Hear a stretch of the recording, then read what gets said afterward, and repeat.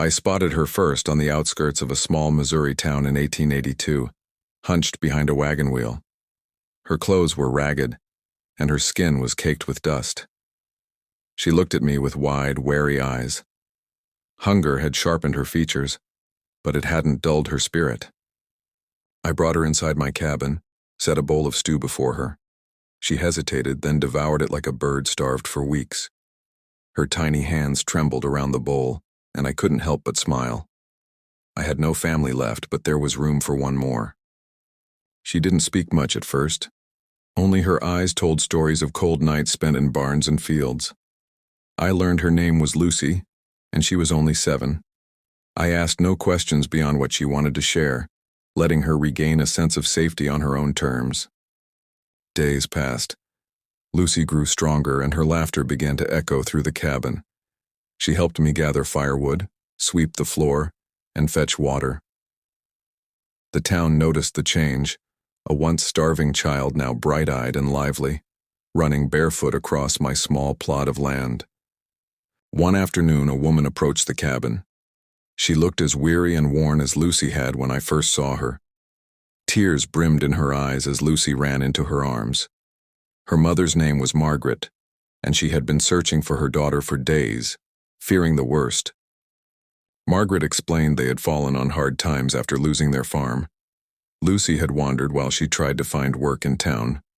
They were grateful I had cared for her, but they didn't expect to see her thriving, laughing, and safe. I nodded, offering what I could without asking for thanks. The reunion stirred something in all of us.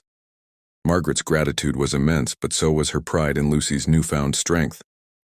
I saw the same spark in Margaret that I had nurtured in Lucy, resilience that refused to be broken by poverty or hardship. Over time, Margaret asked if she and Lucy could stay with me. She wanted to rebuild, to find stability, and perhaps contribute to our small household.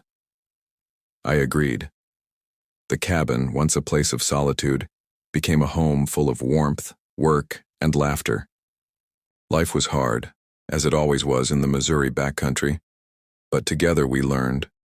We planted a small garden, tended chickens, and shared meals every evening by the fire. Lucy's laughter became the soundtrack of the cabin, while Margaret's steady hands ensured everything ran smoothly. Neighbors noticed the change.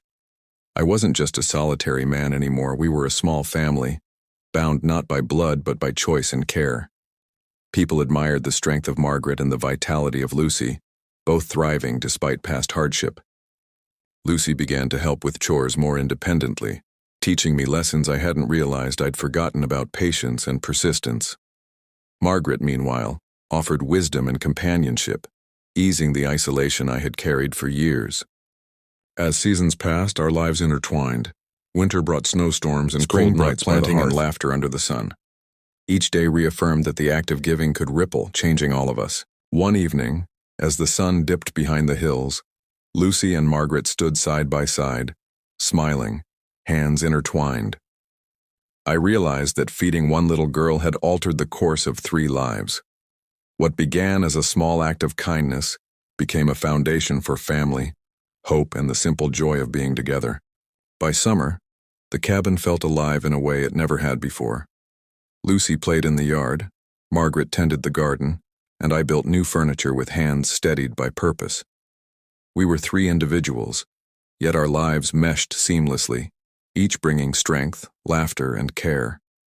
I understood then that the Wild West didn't just test survival, it revealed character. Lucy and Margaret had survived hunger, fear, and uncertainty.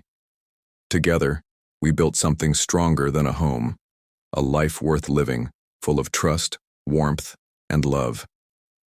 Even years later, neighbors would talk about the man who fed a starving girl in the family that blossomed from that simple act.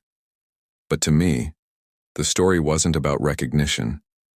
It was about seeing 2 souls rise, healed, and ready to thrive. In the quiet evenings, I'd watch Lucy and Margaret, grateful for the twist of fate that brought them to my doorstep. What started as a simple act of feeding one little girl became the story of all 3 of us.